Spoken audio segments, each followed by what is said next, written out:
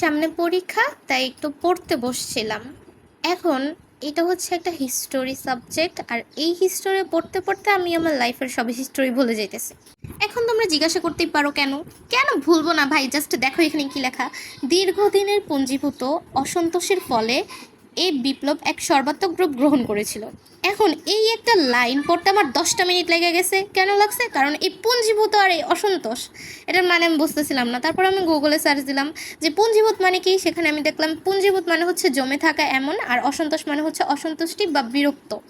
তো এই লাইনটা তো এমনিও দিতে পারতো যে দীর্ঘদিনের জমে থাকা বিরক্তির ফলে এই বিপ্লব এক সর্বাত্মক রূপ গ্রহণ করেছিল।